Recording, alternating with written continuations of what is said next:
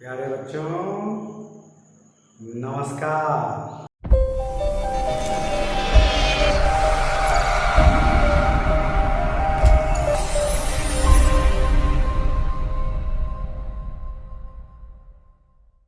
बच्चों, आज हम इलेक्ट्रोस्टैटिक सेकेंड के अंतर्गत मेजरमेंट ऑफ इलेक्ट्रिक पोटेंशियल को पढ़ने जा रहे हैं।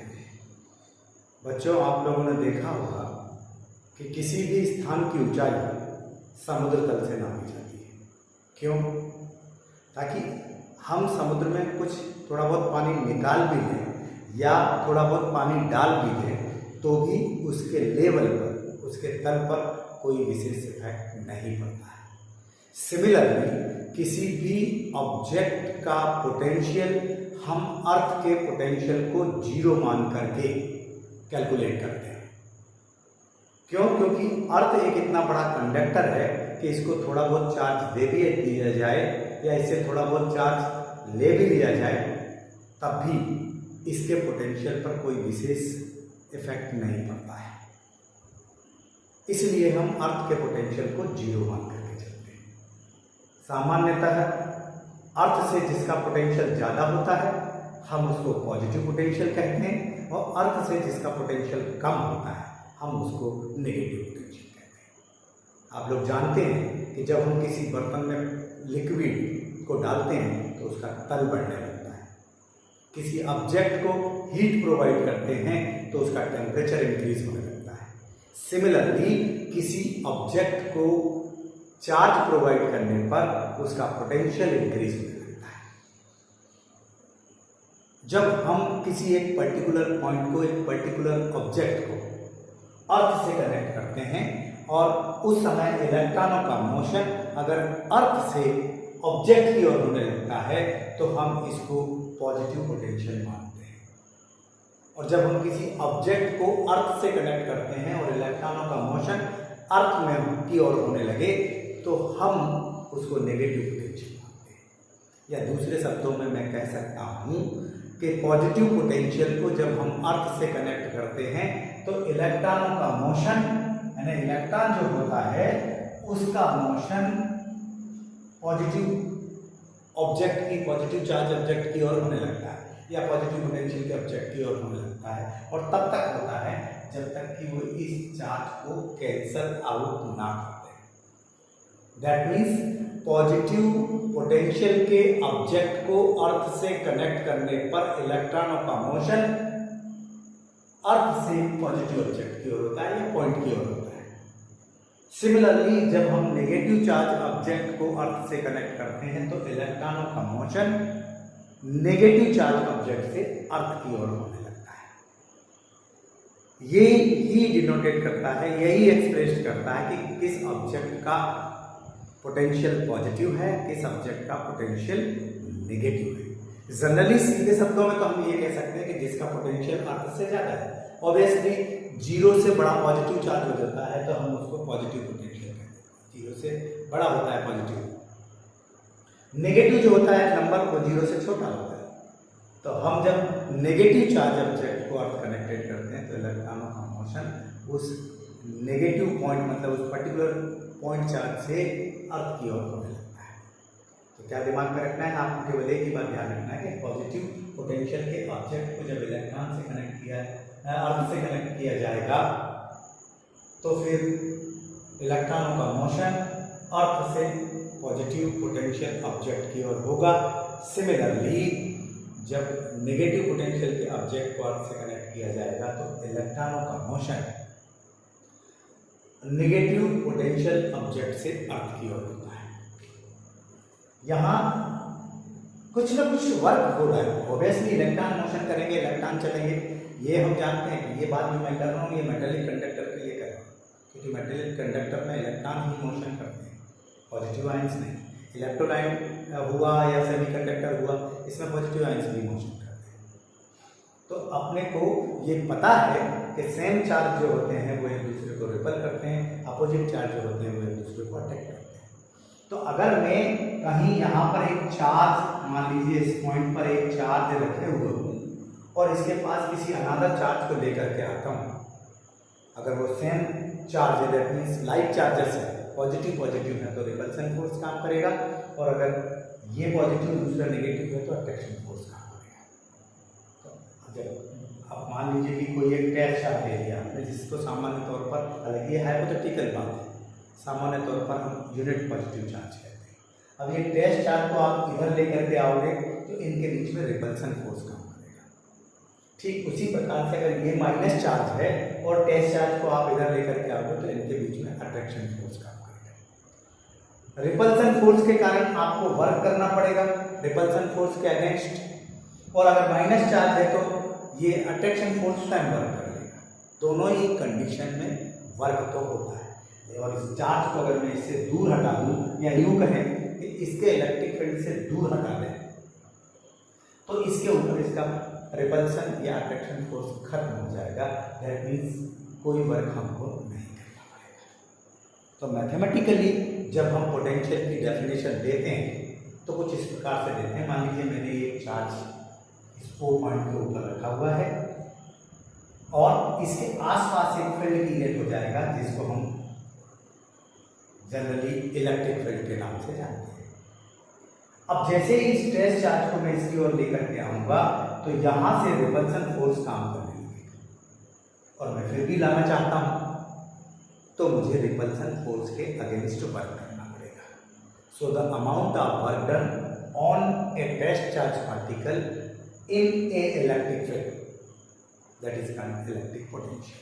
The amount of work done when a unit positive charge bringing from infinite that means electric field के बाहर से। तो जब हम इलेक्ट्रिक फील्ड के बाहर से किसी टेस्ट चार्ज को यहाँ पर लाएंगे तो हमें रिपल्सन फोर्स के अगेंस्ट वर्क करना पड़ेगा। वो वर्क ही इलेक्ट्रिक पोटेंशियल कहलाएगा। मान लीजिए कि मैं इसको इस पॉइंट पर लाना चाहता हूँ, यहाँ लाना चाहता हूँ ए पॉइंट।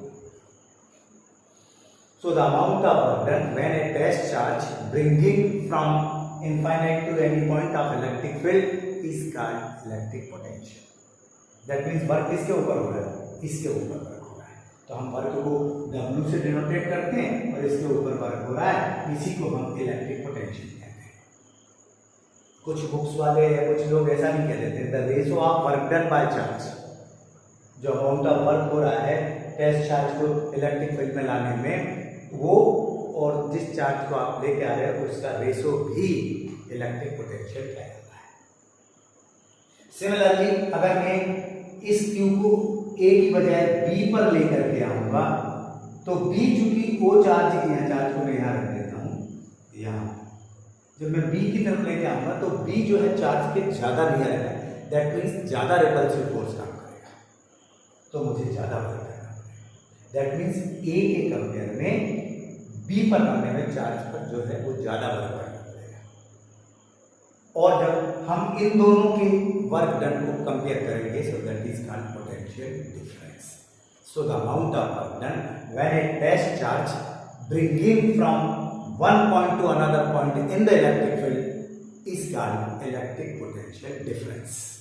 और हम इलेक्ट्रिक पोटेंशियल डिफरेंस को कुछ इस प्रकार से लिख देते हैं, VB minus VA equal to W by Q0। ये भी एक रेशो है, वर्क डन और चार्ज का ये रेशो है, हम इसको भी कैलकुलेट करते हैं, इसको भी कह सकते हैं। दोनों में देखो फार्मूला सेम, तो फिर इसकी यूनिट भी सेम बनेगी। यहाँ वर्क को मेजर करते हैं हम लोग जूल में और चार्ज को मेजर करते हैं कूलाम में, तो जूल पर कूलाम इसकी यूनिट हो जाएगी वोल्ट की, इसको हम कहते हैं वोल्ट, है ना। हाँ, यहाँ कह सकते हैं 1 joule by 1 coulomb is equal to 1 volt. That means test charge को इनफाइनाइट से इलेक्ट्रिक फील्ड के किसी पॉइंट में लाने में अगर हमें 1 जूल वर्क करना पड़ता है, 1 कूलाम चार्ज को इनफाइनाइट से इलेक्ट्रिक फील्ड में लाने में अगर हमें 1 जूल कार्य करना पड़ता है, वर्क करना पड़ता है, तो उसका पोटेंशियल 1 वोल्ट होता है।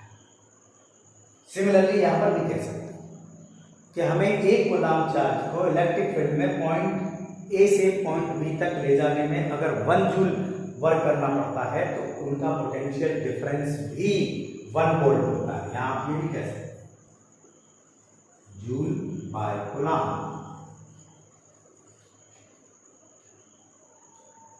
ये दोनों की डेफिनेशन सेम है, बस यहाँ एक पॉइंट से दूसरे पॉइंट तक ले जा रहे हैं, यहाँ इनफाइनाइट से इलेक्ट्रिक फील्ड में ला रहे हैं, क्योंकि इनफाइनाइट पर जो पोटेंशियल होता है वो जीरो होता है। क्यों? क्योंकि फिर इसके और इसके बीच में कोई फोर्स काम नहीं करता है।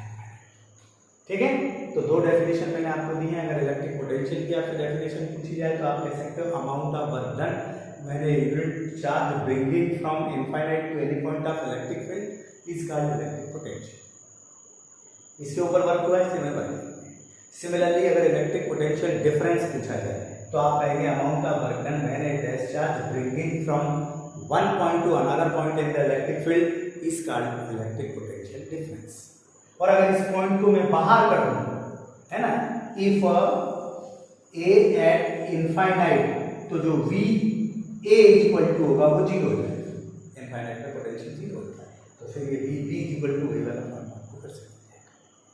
ठीक है, साथ ही साथ इसमें ये हमारी एमकेएस यूनिट है वोल्ट, इसको सीजीएस में स्टेट वोल्ट कहते हैं। इज इक्वल टू होता है 1 stat volt is equal to, ठीक है, 1/300, है ना, 1 volt is equal to 1/300 stat volt. ये आप जरूर एक बार इसको देख लीजिएगा कि 1 वोल्ट इज इक्वल टू होता है, मैं यहाँ कहाँ लिख दूँ, यहाँ लिख दूँ, 1 volt is equal to 1/300 stat volt. ये देखिए डायमेंशन फार्मूला आपको लिखना पड़ेगा, तो डायमेंशन फार्मूले के लिए क्या करेंगे, डायमेंशन फार्मूला पहले ही मैं आपको बता चुका हूं कि वर्क का तो आपके पास डायरेक्ट है, तो वर्क का तो आप डायरेक्ट लिख देंगे V इक्वल टू, और जो चार्ज होता है वो करंट इनटू टाइम होता है, so this is equal to W by, W का मैं डायरेक्ट लिख रहा हूं mL2t-2, वर्क का डायमेंशन फार्मूला होता है mL2t-2, करंट के लिए A और टाइम के लिए T। इसको एडजस्ट कर लीजिए तो ये आपका हो जाएगा mL2t-3A-1। This is the dimension formula of potential. यहीं से आप फंडामेंटल यूनिट भी पता कर सकते हो पोटेंशियल। मास को मेजर करते हैं केजी में, लेंथ को मेजर करते हैं मीटर में, टाइम को मेजर करते हैं सेकेंड में, और करंट को मेजर करते हैं एम्पियर में। तो यही से ये फंडामेंटल यूनिट भी in the term of KG mass second ampere में भी आप कैलकुलेट कर सकते हैं। ठीक है, तो आपको केवल और केवल मैंने आज पोटेंशियल की डेफिनेशन बताई है।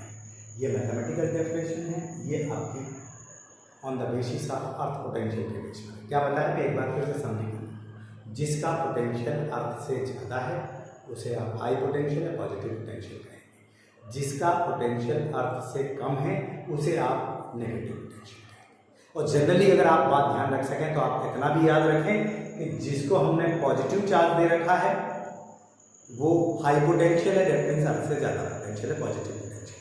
जिसको हमने नेगेटिव चार्ज दे रखा है वो नेगेटिव पोटेंशियल। दूसरा ये डेफिनेशन है, amount of work done when a test charge bringing from infinite to any point of electric field is called electric potential. And amount of work done when a test charge bringing from one point to another point in the electric field is called electric potential difference. ठीक है, और unit volt है MKS में, SI में, CGS में stat volt है, dimension formula mL2t-3A-1। ठीक है, नमस्कार, फिर मिलेंगे अगले वीडियो के साथ।